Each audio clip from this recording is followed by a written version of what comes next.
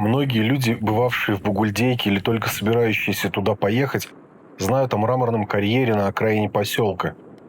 Перед тем, как отправиться на остров Ольхон, мы тоже решили заглянуть туда и своими глазами увидеть эту достопримечательность. В настоящее время карьер почти не разрабатывается, поскольку находится на территории Прибайкальского национального парка, а по закону на особо охраняемых территориях запрещена любая промышленная деятельность. За белизну мрамора этот карьер очень полюбился туристам и любителям фотосессий. Да и сам мрамор здесь не простой, а статуарный, то есть, проще говоря, из него делались статуи. Он мягкий, легко поддается обработке, и кое-где даже пишут, что и сейчас по специальным лицензиям разрабатываются небольшие его объемы с длиной элементов до 7 метров. В выходные у карьера весьма людно, и мы надеялись, что в скором времени уедем на попутке. Но большинство автомобилей было заполнено, и нас с большими рюкзаками никто не хотел брать. Пришлось развлекать себя съемкой сусликов. Через пару часов все же нашлись добрые люди, которые подбросили нас до трассы. Времени с утра прошло достаточно много, и перед тем, как начать ловить попутки в сторону Ольхона, мы пообедали в придорожном кафе «Наран», в котором были очень вкусные позы. Дойдя до остановки у поворота на деревню Тырган, еще несколько часов пытались уехать. То ли из-за ковида, то ли еще по каким-то причинам останавливаться особо никто не хотел. Только местные жители предлагали подвезти в Еланцы. Но там, в поселке, ловить попутки весьма неудобно. В итоге продавцы ягоды напротив остановки дали нам номера такси, и уже через несколько минут мы мчали по Тажиранской степи. Девушка-таксист с удовольствием рассказывала нам о своем поселке, о степи и о соленых озерах у дороги. Дала несколько рекомендаций, куда можно сходить на обратном пути, и в целом была очень приятным собеседником. А минут через 40 мы уже были на паромной переправе через пролив Ольхонские ворота.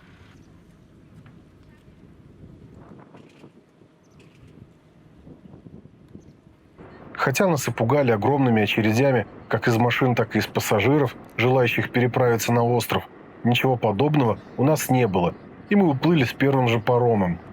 Переправа, кстати, абсолютно бесплатная, чему мы были крайне удивлены.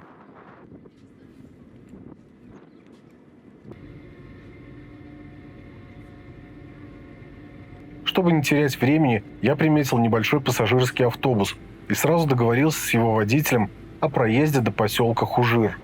Это уже было не бесплатно, все-таки больше 30 километров.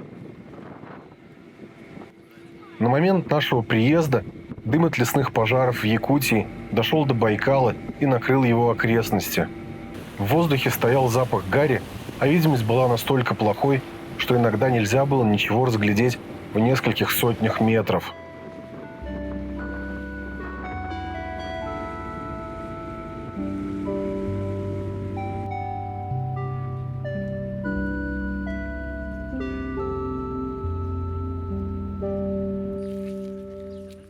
Ближе к 9 часам вечера мы приехали в Хужир, прошлись по поселку в поисках еды, купили несколько пирожков и омуля, точнее ту рыбу, которую за него выдают.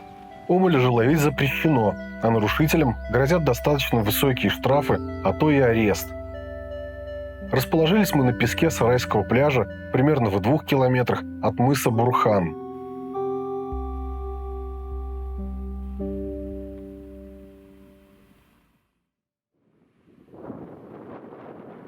Палатку поставили подальше от воды.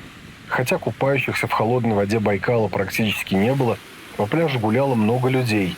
Оставлять ее без присмотра сначала было страшно, но пустые палатки других туристов, стоящие неподалеку, вселили в нас немного смелости, и наша палатка простояла здесь все время, пока мы были на острове.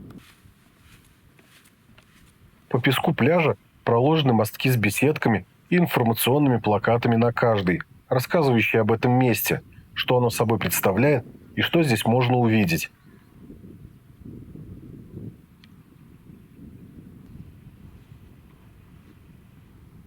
После прогулки по пляжу, естественно, мы отправились на главную достопримечательность и визитную карточку Хужира – мыс Бурхан.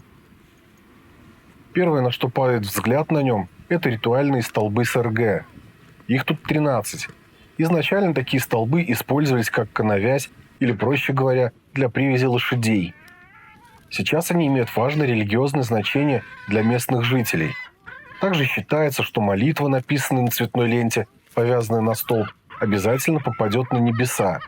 Главное знать, какую ленту и на какой столб привязывать. Летом в сезон здесь полно народу. Кто-то просто гуляет, кто-то плавает на модных саббордах, а кто-то даже заряжается энергией этого места, навязывая это занятие другим. Лично к нам подходила женщина и предлагала устроить хорошую следующую жизнь. Пришлось вежливо отказать, потому что, на мой взгляд, хорошей должна быть эта жизнь. Венчает мыс Бурхан, пожалуй, самая известная байкальская скала – Шаманка. Любимица фотографов и туристов, а также лидер по количеству магнитов с ней, продаваемых на Ольхоне. Думаю, стоит отметить, что официальное название мыса все же скала Шаманка, а Бурхан более позднее и появилась в пору вытеснения шаманизма буддизмом. На перешейке между скалой и основным берегом археологами была найдена стоянка древнего человека. В самой скале есть небольшая пещера, в которую раньше мог входить только шаман. Простым людям приближаться к ней было запрещено, а женщинам положено было обходить ее не меньше, чем за 2 версты. В 2015 году Банком России была выпущена серия монет под названием «Символы России» с изображениями 20 культурных или природных объектов. В их числе оказалась и монета с изображением скалы Шаманки. Все они имеют номинал в 3 рубля, выполнены из серебра 925 пробы и весят около 34 граммов каждая. После мыса мы отправились гулять по поселку. Как и в обычном курортном поселке, на главных его улицах в каждом здании расположились всевозможные сувенирные магазины, дома отдыха, кафе и турагентства, продающие экскурсии. Здесь же, возле гастронома, конечная остановка автобуса Иркутск-Хужир. С небольшой горки, на которой стоят вышки сотовых операторов, неплохой обзор на окрестности.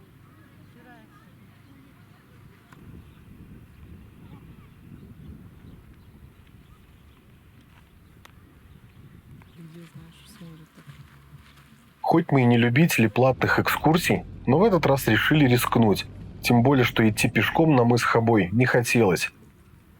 Вообще мы думали, что экскурсия будет заключаться в том, что нас отвезут на север острова, а потом привезут обратно. Но оказалось, что на маршруте несколько остановок в интересных местах. Гида, сопровождавшего нас, как и меня, зовут Иван. Он живет на Ольхоне с самого рождения, знает его вдоль и поперек, так что и рассказал он много увлекательного о своей малой родине.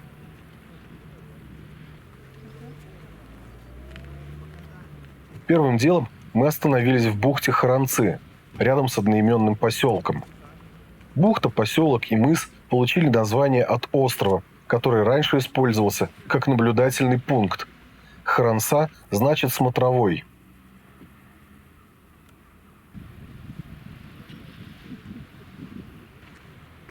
С противоположной стороны бухту ограничивает мыс Харалдай, а в воде неподалеку от него видны 2 острова – Модоте и Ядор, или крокодил и сфинкс, как их называют туристы.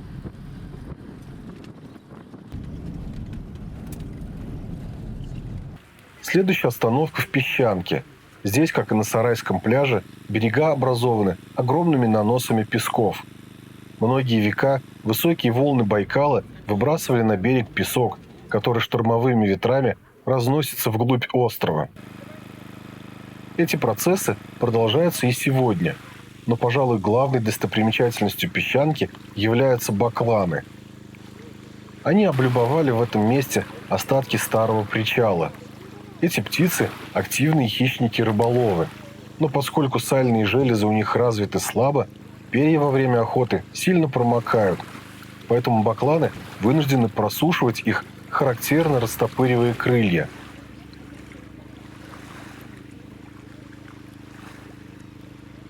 Кстати, для того, чтобы хорошо погружаться под воду, бакланы частенько глотают гальку, от которой избавляются уже после кормления.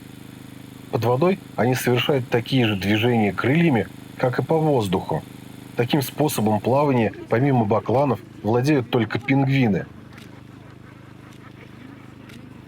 Гнездятся они колониями, а в сочетании с их прожорливостью это может плохо сказываться на популяции рыб.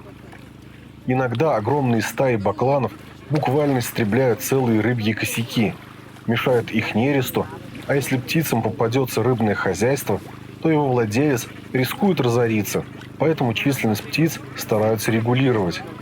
Зимуют бакланы в теплых странах.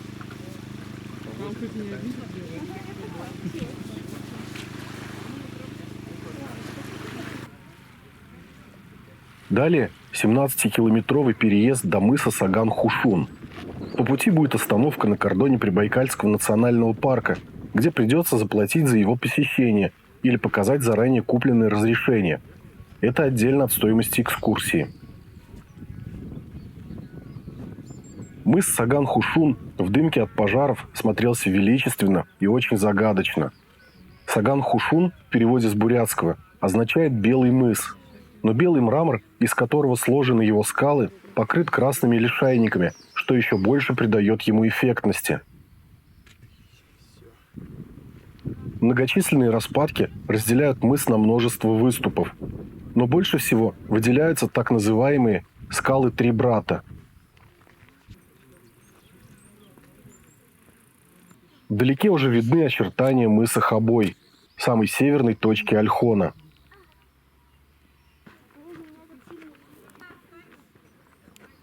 Пожалуй, здесь была одна из самых долгих остановок. Всем хочется сфотографироваться на такой красивой скале, да и просто вдоволь насладиться шикарными видами столь грандиозных творений природы.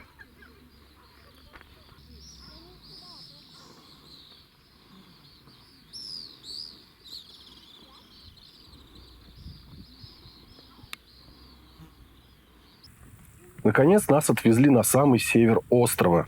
Здесь Иван обозначил время, когда будет необходимо собраться на обед, и все отправились изучать мыс Хабой.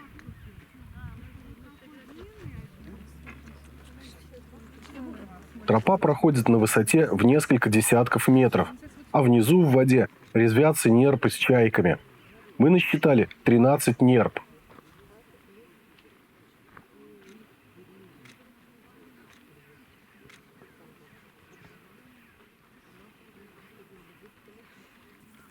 Поскольку с давних времен берега Байкала были населены бурятами, а они, как известно, в большинстве своем исповедуют буддизм, повсюду можно встретить священные или сакральные места и предметы. В таких местах принято оставлять подношения духам, поэтому люди, приезжающие, так сказать, зарядиться их энергией, оставляют все подряд, от конфет и сигарет до денег, причем любых.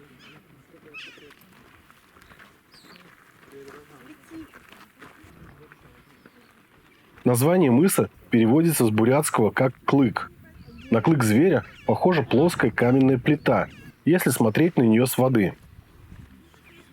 Существует даже легенда, согласно которой девушка, просившая у верховных божеств такой же дворец, как у ее мужа, была превращена в эту скалу до тех пор, пока на земле будут зло и зависть. До обеда оставалось совсем немного, но все же мы решили подняться на соседнюю горку, чтобы посмотреть на мыс с высоты и увидеть его целиком.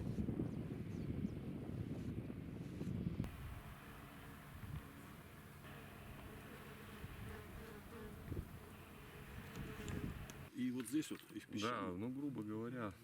Так. Здесь еще добавка рыбы. Нас накормили замечательной ухой, а сразу после обеда мы поехали на мыс Шунте-Левый, который, словно гигантская каменная лягушка, выглядывает прямо из воды.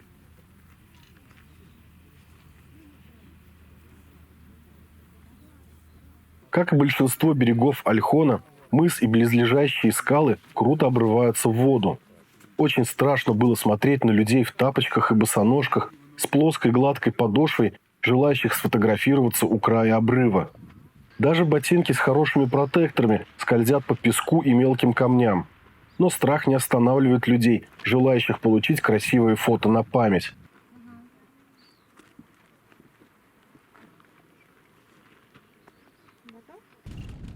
Следующая остановка – возле бронзовой скульптуры «Хранитель Байкала».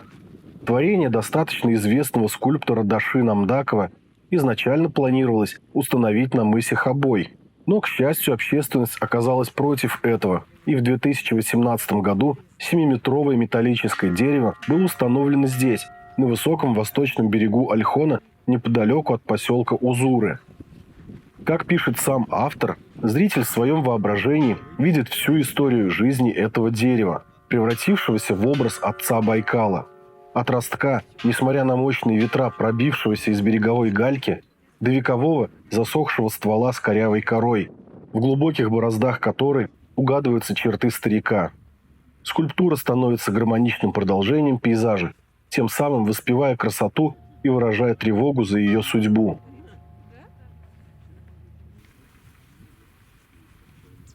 Последняя точка экскурсии – сам поселок Узуры. Это единственный населенный пункт, расположенный на восточном берегу Ольхона. Здесь находится действующая метеостанция и лаборатория Сибирского института земной коры. Но более известен этот поселок по найденным в его окрестностях археологическим памятникам, датируемым от 4 до 2000 лет до нашей эры. Залив Хагай-Яман, на берегу которого расположены Узуры, привлекает как пеших туристов, так и водников. Пологий берег достаточно удобен для установки лагеря.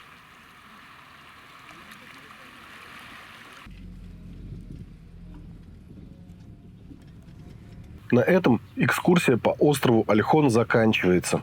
Лишь на обратном пути мы остановились на небольшой отдых в поселке Харанцы, и я сбегал посмотреть на аэродром Хужир. Он действующий, а перелеты осуществляются авиакомпанией «Сила».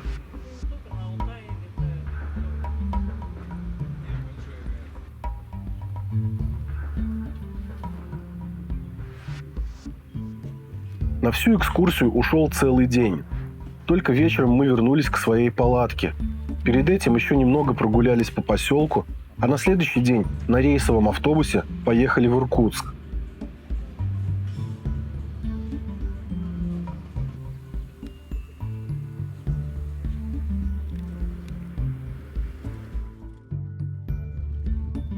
Билеты на автобус, кстати говоря, в Хужире не продаются, и приобретать их нужно через интернет, и желательно заранее.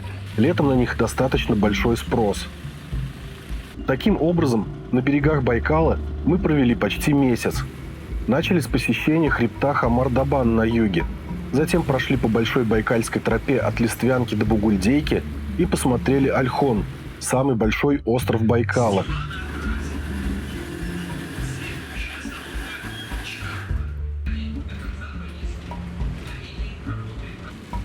Автобус до Иркутска идет 5,5 часов.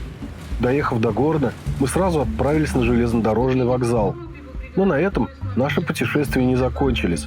Дальше на поезде мы поехали в Новосибирск, а затем на Алтай.